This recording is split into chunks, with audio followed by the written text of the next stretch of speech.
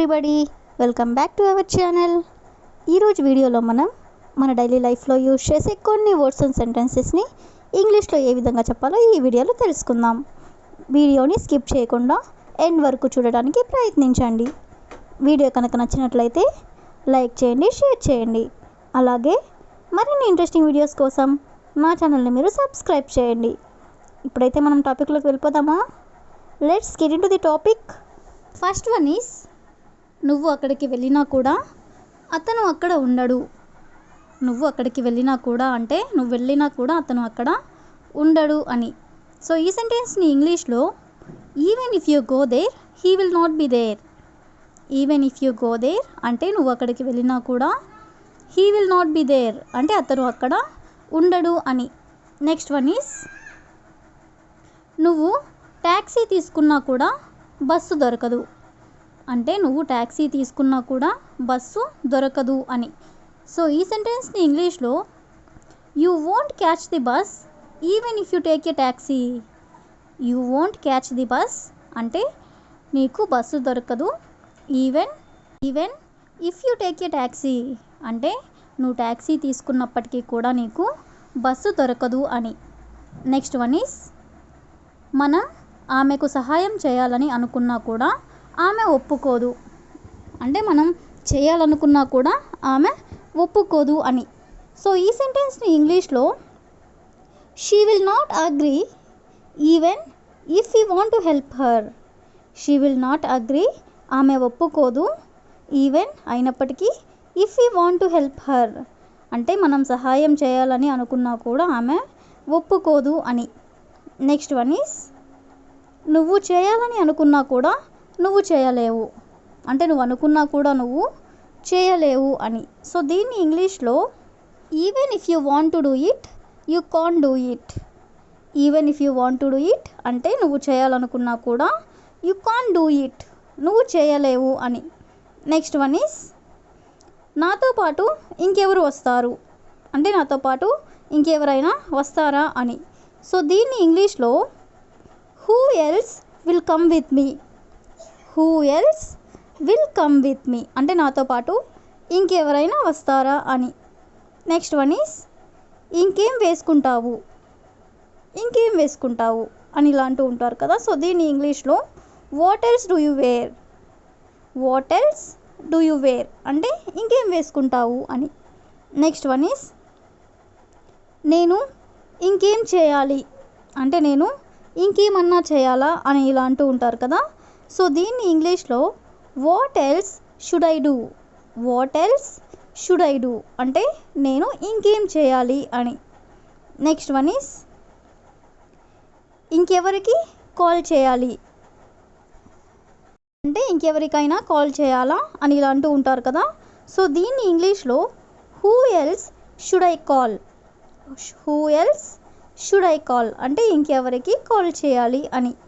Next one is, నేను తప్ప ఇంకెవరూ లేరు అంటే నేను తప్ప ఇంకెవరూ లేరు అని. సో దీన్ని ఇంగ్లీష్లో no one else is here but me అంటే నేను తప్ప ఇంకెవరూ లేరు అని. నెక్స్ట్ వన్ ఈస్, మరెవరి సహాయమైనా తీసుకో అంటే ఇంకెవరి సహాయమైనా తీసుకో అని. సో దీన్ని ఇంగ్లీష్లో take someone's help. Take someone's help అంటే ఇంకెవరి సహాయమైనా తీసుకో అని. నెక్స్ట్ వన్ ఈస్, ఇంకెవరినైనా సహాయం చేయమని అడుగు అంటే ఎవరినైనా హెల్ప్ చేయమని అడుగు అని. సో దీన్ని ఇంగ్లీష్లో ask someone else to help. Ask someone else to help అంటే ఇంకెవరినైనా సహాయం చేయమని అడుగు అని. నెక్స్ట్ వన్ ఈస్, నేను ఇలాంటివి చాలా చూశాను అంటే ఇలాంటివి నేను చాలా చూశాను. సో దీన్ని ఇంగ్లీష్లో I have seen many such things.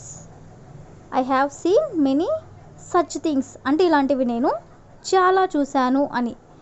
Next one is, నేను ఒప్పుకుంటాను అని నువ్వు ఎలా అనుకున్నావు అంటే నేను యాక్సెప్ట్ చేస్తాను అని నువ్వు ఎలా అనుకున్నావు.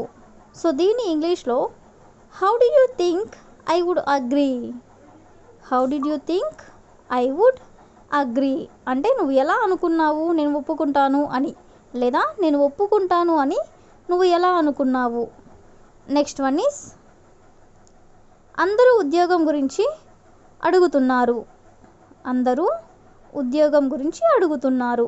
సో దీన్ని ఇంగ్లీష్లో everybody is asking about the job. Everybody is asking about the job అంటే ఉద్యోగం గురించి అందరూ అడుగుతున్నారు అని. Next one is call record చేయబడుతున్నది అంటే ఫోన్ కాల్ రికార్డ్ అవుతుంది అని. సో దీన్ని ఇంగ్లీష్లో the call is being recorded. The call is being recorded అంటే కాల్ రికార్డ్ చేయబడుతున్నది అని.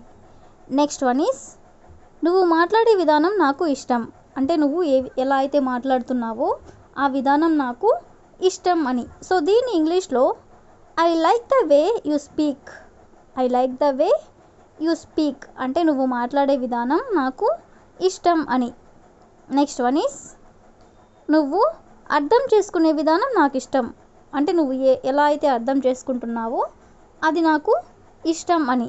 సో దీన్ని ఇంగ్లీష్లో I like the way you understand.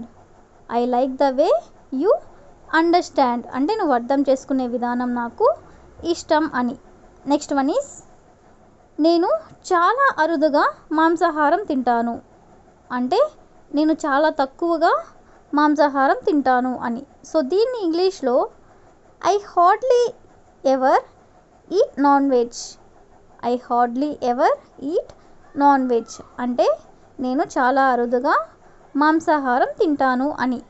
Next one is వాళ్ళు చాలా అరుదుగా ఇక్కడికి వస్తారు అంటే వాళ్ళు చాలా తక్కువగా ఇక్కడికి వస్తారు అని. సో దీన్ని ఇంగ్లీష్లో they hardly ever come here. They hardly ever come here. Hardly ever అంటే చాలా అరుదుగా అని.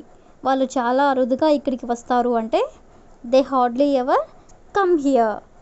నెక్స్ట్ వన్ ఈస్ కొన్నిసార్లు మనం అబద్ధం ఆడవలసి వస్తుంది అంటే కొన్ని సందర్భాల్లో మనం అబద్ధాలు చెప్పాల్సి వస్తుంది అని. సో దీన్ని ఇంగ్లీష్లో some times we are forced to lie. sometimes we are forced to lie అంటే కొన్ని సందర్భాల్లో మనం అబద్ధాలు చెప్పవలసి వస్తుంది అని. నెక్స్ట్ వన్ ఈస్ సమర్థించుకోవాల్సిన అవసరం లేదు. సమర్థించుకోవాల్సిన అవసరం లేదు. సో దీన్ని ఇంగ్లీష్లో no need to give justification. Justification అంటే సమర్థించుకోవడం. సమర్థించుకోవాల్సిన అవసరం లేదు అంటే no need to give justification. That's all for today. I will ask you a question for you. ఎక్కడ పడితే అక్కడ తినవద్దు. ఎక్కడ పడితే అక్కడ తినవద్దు. If you know this one in English, please comment in the comment section. Thank you for watching.